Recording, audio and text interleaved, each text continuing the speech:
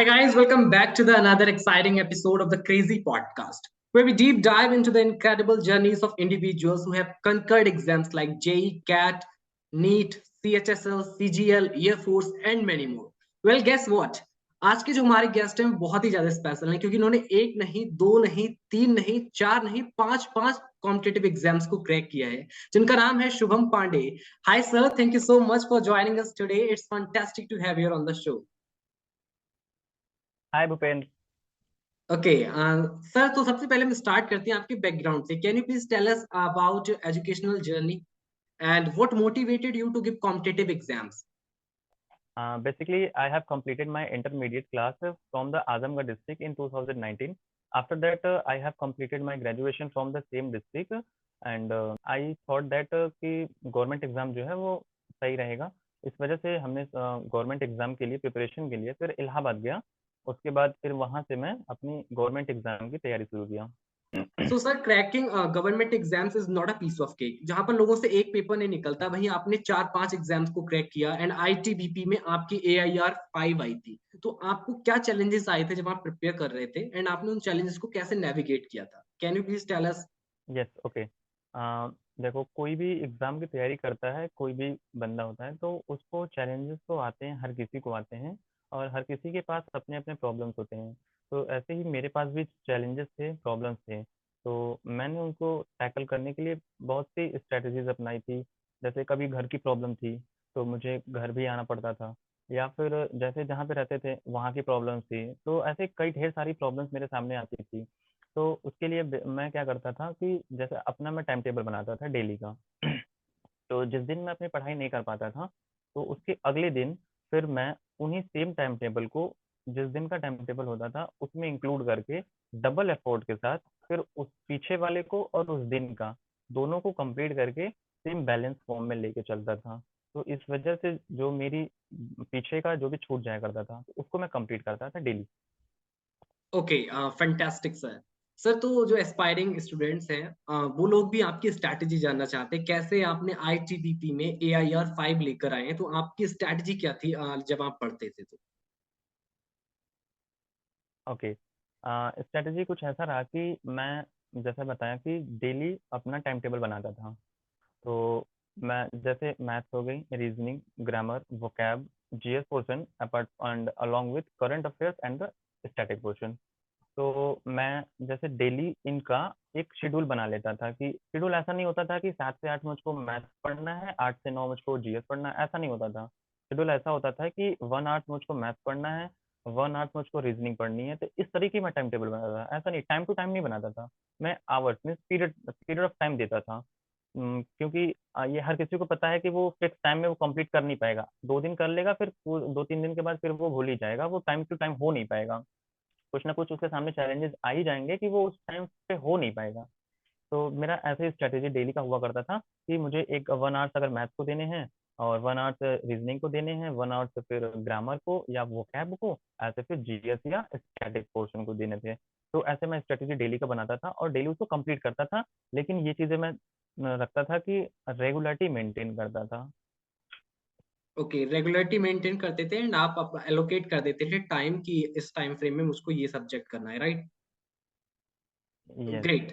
So sir, like जब आप prepare कर रहे थे एंड हर एक स्टूडेंट के साथ ऐसा होता है कि किसी का कोई एक स्ट्रांग पोर्शन होता है, किसी का वीक होता है. तो आपका जो वीक बोल सकते हैं कि आपको या एवरेज था, जो भी सब्जेक्ट आपका वीक या एवरेज सब्जेक्ट था, तो आपने उसको कैसे इम्प्रूव किया? ओके. सबसे पहले तो बात कर लेते हैं कि जो स्ट्रॉन्ग सब्जेक्ट थी. मेरे स्ट्रॉन्ग जो सब्जेक्ट था वो मैथ था. और मैथ स्ट्रॉन्ग होने की वजह से रीजनिंग भी स्ट्रॉन्ग हो गई थी. उसमें ज़्यादा कुछ एक दो टॉपिक होते हैं जिनको पढ़ना पड़ता है, बाकी और भी जो टॉपिक्स हैं वो तो बिना पढ़े भी कर लेते हैं. लेकिन कुछ ऐसे टॉपिक्स हैं जैसे सिलॉक्स होते हैं, तो ये पढ़ने पड़ते हैं. और बाकी और तो बिना पढ़े भी हम लोग कर सकते हैं. तो रीजनिंग पे हमने ज़्यादा टाइम नहीं दिया था. और मैं अपनी पूरी स्ट्रेटेजी बता देता हूँ कि मैथ में हमने क्या किया था. पहले अपना सारा सिलेबस कंप्लीट किया. उसके बाद फिर हमने प्रैक्टिस की. Practice with the previous year exam चलते रहते थे. उस एग्जाम का क्वेश्चंस को और जो प्रीवियस एग्जाम के होते थे उनका उनको ध्यान में रखते हुए मैं प्रैक्टिस करता था. तो टाइम इनका पहले सिलेबस कंप्लीट कर लिया, फिर इनका प्रैक्टिस कर लिया. और रीजनिंग का सिर्फ मैं उन्हीं टॉपिक पे फिर हमने पढ़ा जो मुझे आते नहीं थे या फिर जिनकी ज़रूरत होती, क्योंकि और कुछ ऐसे टॉपिक्स हैं जिनके हम बिना पढ़े भी कर सकते हैं। तो ये दोनों ऐसे हो जाते थे। ग्रामर पोर्शन हमने पहले भी पढ़ चुका था। जैसा कि हमने बताया था कि मैं पहले एनडीए की तैयारी किया था, तो उसमें इंग्लिश जो थी मेरी अच्छी थी, तो ग्रामर मुझे पढ़ना नहीं पड़ा था। लेकिन वोकैब की तैयारी मैं करता रहा था शुरू से। वोकैब तो हमेशा पढ़ना है, जैसे जीएस की तरह वोकैब है, आप जितना भी पढ़ लो वो कम ही है। तो जीएस वोकैब हमने ऐसे कर लिया। उसके बाद जो जीएस पोर्शन थी, जीएस हमने क्या देखा कि आप इसे कहीं से भी पढ़ लो, इसके लिए आपको रटना ही रटना पड़ेगा। तो सिंपल हमने फंडा ये अपनाया कि जीएस की लूसेंट बुक आती है, लूसेंट बुक से हमने पूरी बुक को रट लिया। तो जीएस हमारी यहाँ से कंप्लीट हो चुकी थी। स्टैटिक के लिए, स्टैटिक और करंट अफेयर्स के लिए एक वीडियो आती है, वो सुबह क्लास चलती है, वो कुमार गौरव सर की फूल पत्ती वाली क्लास, वो हर बच्चों को पता है, ये बहुत ट्रेंडिंग में है। ओके। ये तो ट्रेंडिंग 1 2 तक चला जाता है। तो यहाँ से मेरी करंट अफेयर और स्टैटिक यहाँ से कंप्लीट हुआ। स्टैटिक के लिए मेरे पास एक बुक है, लेकिन कभी हमने उस बुक को प्रेफर नहीं किया, क्योंकि मैं लर्न करता हूँ लेकिन अगले दिन तक जाते जाते फिर वो भूल ही जाता है। इसलिए फिर हमने उसको छोड़ दिया, बुक को कभी नहीं उठाया। बस ये वीडियो से करंट अफेयर और स्टैटिक, इन दोनों वीडियो से मेरे कंप्लीट होते गए। तो जीएस यहाँ से मेरा कंप्लीट हो गया। तो फिर ये पहले तो बहुत below to the level low था, लेकिन इसको फिर ऑन एन एवरेज से ऊपर तो आ ही चुका है अब। ओह! सो सर तो आपने ग्रामर ओके सर आपने ग्रामर को कैसे टैकल किया? ग्रामर की एक्सरसाइज़ आप कहाँ से प्रैक्टिस करते थे और कोई भी बुक वगैरह परचेज़ करी थी क्या आपने? ओके, देखो हमने तो बताया कि जो हमारी इंग्लिश थी वो तो हमने पहले से पढ़ रखी थी, तो मेरा अपना खुद का नोट्स हुआ करता था। तो जब भी मुझे एग्जाम देने जाना होता था तो मैं उस नोट से ग्रामर का रिवीजन कर लेता था। बाकी कभी कभी अगर मुझे ज़रूरत पड़ती थी प्रैक्टिस करने के लिए, तो यूट्यूब पे बहुत क्लासेस चलती हैं। जब भी एग्जाम आता है तो वहाँ मैराथन स्टार्ट हो जाता है, तो उससे वहाँ से प्रैक्टिस कर लेते थे। बाकी एक बुक हमने भी खरीद रखा था, वो नीतू मैम की वॉल्यूम 1 आती है, काफ़ी ये भी काफ़ी ट्रेंडिंग बुक है। तो उस बुक से हमने प्रैक्टिस किया था, तो ग्रामर यहाँ से हमने किया। बाकी मैं मेरा खुद का अपना नोट्स हुआ करता था, मैं हमेशा उसी नोट्स को प्रेफ़र करता हूँ। Okay great sir. तो सर जब आप एग्ज़ाम देकर आए थे आईटीबीपी का तो आपको आइडिया लग गया था कि मेरा रैंक आने वाला है या फिर क्रैक हो जाता है? क्योंकि मैं देखा हूँ लोग जहाँ पे एग्ज़ाम देने के बाद बस ये जोड़ते हैं क्रैक हो जाए एंड आपका एआईआर 5 आया तो आप पहले से एक्सपेक्टेड था या फिर अनएक्सपेक्टेडली अचानक से एआईआर 5 आया था आपका? हुँ, नहीं, एग्ज़ाम तो जब दे के आए थे तो ये कन्फर्म था कि एग्ज़ाम तो क क्वालिफ़ाइड है, क्योंकि बहुत अच्छा एग्ज़ाम गया था। लेकिन एआईआर 5 आ जाएगा ये एक्सपेक्ट नहीं था, अनएक्सपेक्टेड था ये मेरे लिए। हाँ, बट एग्ज़ाम निकल जाना था ये मुझे पता था। ओके, तो सर रिज़ल्ट आने के बाद आपके घर का जो एटमॉस्फियर था, जो माहौल था, वो कैसे परिवर्तित हुआ था और कैसा आपको फ़ील हो रहा था उस समय जब आपको देखा रिज़ल्ट कि मेरा एआईआर 5 आया है? वो हुँ, क्या रिएक्शन रहा था अच्छा। मम्मी-पापा अ का, भाई-बहन सारे लोग कैसे रिएक्ट कर रहे थे? उस टाइम तो फिलहाल मैं इलाहाबाद था, रूम में था, तो जब रिज़ल्ट आया तो रात के टाइम में आया था।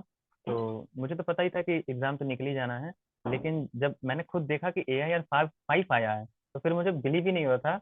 उसी वक़्त तुरंत मैं घर पे फिर फ़ोन करके सबको बताया, और जो उस टाइम का जो माहौल था एकदम हाई लेवल पे था। ओह! Great, great.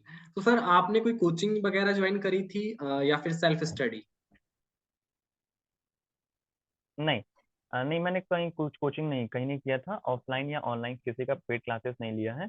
मैं जो भी पढ़ा हूँ तो ये खुद का बुक या खुद का नोट, मतलब बुक खुद का तो नहीं, मार्केट से ही लेके आया, लेकिन खुद का नोट्स था। और या जो मुझे बुक की ज़रूरत होती थी, जैसे मैंने इंग्लिश का बताया नीतू मैम की थी, और जीएस के लिए वो लूसेंट था।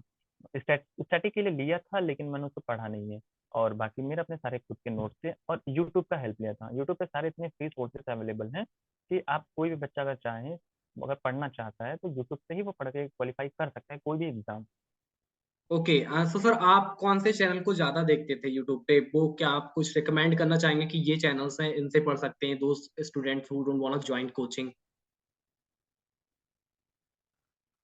अच्छा, मैथ्स के लिए अगर बात करें तो मैथ्स के बहुत अच्छे अच्छे टीचर हैं, जैसे आदित्य रंजन सर हैं, गगन प्रताप सर हैं, तो मैं तो इन्हीं दोनों लोग का देखता था। उसके बाद रीजनिंग के लिए तो मैंने किसी को प्रीफर नहीं किया था, बस रीजनिंग का एक टॉपिक मैंने पढ़ा है सिलोक, वो अरुण सर हैं, दाढ़ी वाले सर हैं, तो ओके, उनसे पढ़ा है हमने। और इंग्लिश तो बताया कि मैंने कहीं से नहीं पढ़ा, लेकिन वोकैब पढ़ा है। वोकैब के लिए सबसे बेस्ट टीचर मुझे रानी मैम लगती हैं, उनका यूट्यूब चैनल का नाम है इंग्लिश बाय रानी मैम। तो वहाँ से हमने ओह! वोकैब पढ़ा, उनका वोकैब बेस्ट है एकदम। क्योंकि वो निमोनिक से याद करवाती हैं, तो वहाँ से मुझे वो लर्न हो जाता। और जीएस के लिए तो हमने बताया कि हमने कहीं से नहीं पढ़ा है, लूसेंट खुद से रटा है पूरा। Okay great sir. Okay sir, मैं नेक्स्ट क्वेश्चन पूछने से पहले ही आपसे सॉरी कहना चाहूंगा because it's going to be personal. तो ये जो क्वेश्चन जब मैंने बताया अपनी कम्युनिटी में डाला कि I am going to do podcast with this personality, तो लोगों का एक क्वेश्चन जो आया था बहुत सारे लोगों का, वो ये था कि वह सर की भी कोई गर्लफ्रेंड थी जब वो प्रिपरेशन कर रहे थे, एंड तो वो कैसे मैनेज करते थे उस चीज को, या फिर हमको ये सब आ, नहीं करना है, सिर्फ पढ़ाई पे फोकस रखना है। तो ये सारा आप बताएंगे क्योंकि बहुत सारे स्टूडेंट्स परप्लेक्स रहते हैं इस चीज को लेके। ओके, अब महिला मित्र है या नहीं है ये दैट डजंट मैटर, है या नहीं है। आप क्या करना चाहते हो या आपकी स्ट्रेटेजी क्या है, आप किस चीज को टारगेट किए हो, that that is a matter. ये चीज मायने रखती है। आपके टारगेट या आपके जिस रास्ते पे आप चल रहे हो, अब उसके बीच में आप कुछ भी आ जाए, कोई भी आ जाए, तो ये तो आपके ऊपर है ना कि आप कैसे उससे बाधित हो जा रहे हो या आप उससे डाइवर्ट हो जा रहे हो। अगर डाइवर्ट हो भी जा रहे हो तो आपको खुद को उस रास्ते पे लेके आनी है। तो but I want to say something that हर कामयाब इंसान के पीछे एक औरत का हाथ होता है। Wow, amazing. You have said it very sarcastically. I think a word is wise to enough. या Now my audience is quite intellectual to understand everything from this statement. Well, sir, my next question yes, is कि समझदार समझदार व्यक्तियों के लिए इशारा ही काफी है। या ग्रेट। सो सर, आपने कौन कौन से एग्जाम्स क्रैक किए थे, ये आप बताएंगे थोड़ा। ओके या श्योर। एयरफोर्स मैंने 2021 में निकाला था, उसका सारा प्रोसेस कंप्लीट था, but due to the government policy हमारी ज्वाइनिंग नहीं हो पाई। ये तो काफ़ी ट्रेंडिंग उस टाइम था, वो हर किसी को पता होगा। फिर उसके बाद हमने सीएचएसएल 2022 दिया था, फिर बीएसएफ, बीएसएफ के बाद CRPF and the last ITBP, and I got finally selected in the ITBP Wow, in a congratulations. telecommunication. My last question is, what advice would you like to for those students who are preparing for competitive exams and they are struggling? तो आप उनके लिए क्या advice देना चाहेंगे? Okay, किसी भी बच्चों को अगर जो भी एग्जाम की तैयारी कर रहा है तो उनके लिए बेसिकली दो तीन पॉइंट्स हैं जिनको वो फॉलो करना चाहिए। The very first point is उन्हें सबसे पहले तो वो अपना सिलेबस देखना चाहिए जिस भी चीज़ की वो तैयारी कर रहे हैं। उसके बाद वो उस सिलेबस को कंप्लीट करने में लगे। तो जब सिलेबस कंप्लीट हो जाता है तो कुछ नहीं, बस उन्हें क्या करना है कि अब प्रैक्टिस पे लग जाना है। बार बार अपने सिलेबस को कंप्लीट नहीं करना है कि कभी ये वीडियो देखनी है, कभी वो वीडियो देखनी है। बच्चे का यही होता है कि कभी अगर हम बता दिए कि ये सर अच्छे हैं तो आज जाके वो सर का वो देख लेंगे, फिर कभी कोई दूसरा बता दिया तो उन टीचर का वो देख लेंगे। ऐसे करते करते उनको बस वो सिलेबस करने में लग जाते हैं। एक बार पढ़ो, किसी से भी पढ़ो, भरोसा बस उस पर रख लो। जो भी बुक तुम्हारे पास है, जो भी टीचर से पढ़ रहे हो, उस टीचर पे, उस बुक पे भरोसा रखो और खुद पे भरोसा कर लो। फिर उसके बाद सिलेबस कंप्लीट करने के बाद प्रैक्टिस करो, प्रीवियस ईयर क्वेश्चन लगाओ, बस खत्म। फिर सारे एग्जाम निकल जाएंगे। ओके और ग्रेट। दो दो चीजें और हैं, वो है कि patience and the regularity, you have to maintain it. Okay sir, आप जब पढ़ते थे तो आप वर्क लाइफ बैलेंस कैसे मेंटेन करते थे, जहाँ पे आपको पढ़ना भी रहता होगा एंड और सारी एक्टिविटीज अगर कुछ करने का मन है, तो बुक आप कैसे बैलेंस करते थे while preparing for competitive exams? Okay, जैसे कि अगर जिस दिन मुझे कुछ करना होता था तो उस दिन मैं क्या करता था, वैसे टाइम टेबल तो सारे 24 आवर्स का ही होता था, उसी में करना होता था। तो कभी दिन का, कभी फिर दोपहर में, शाम में और रात में, ऐसा टाइम टेबल होता था। तो जिस दिन मुझे कुछ करना होता था तो एक दिन पहले से सोच लेता था कि कल मुझे ये करना है। जैसे वो अपार्ट फ्रॉम द स्टडी था, वो जैसे पढ़ाई के अलावा कुछ और मुझे करना था, तो फिर मैं क्या करता था, उस दिन का जो मुझे शेड्यूल होता था, अगर शाम में कुछ करना होता था, सुबह उसको उसको सुबह ही निपटा लेता था। जैसे अगर मुझे इंग्लिश शाम में पढ़ना होता था उसको सुबह ही निपटा लेता था, दोपहर में सोता नहीं था, दोपहर में फिर वो कंप्लीट कर लेता था। जैसे कि मतलब मुझे टाइम फिर वो फ्री मिल जाए, और जो भी फ्री टाइम मैंने जो भी टाइम स्पेंड किया है बाहर जाके या फिर कहीं एंजॉय कर लिया है, तो मुझे फिर बाद में ये गिल्टी फील ना हो कि मैंने आज ये टाइम बर्बाद कर लिया अपने लिए। तो उसको पहले ही मैं यूटिलाइज कर लेता था उसका, अपना मुझे पढ़ लेता था, फिर उसके बाद में जाता था बाहर। Okay, fantastic sir. So that's it guys for today's episode. I hope आपको बहुत कुछ सीखने को मिला होगा आज के इस podcast से. Thank you so much for joining us and congratulations to you sir once again. Thank you so much for sparing thank your you. valuable time with our audience and sharing your incredible and insightful tips with our listeners.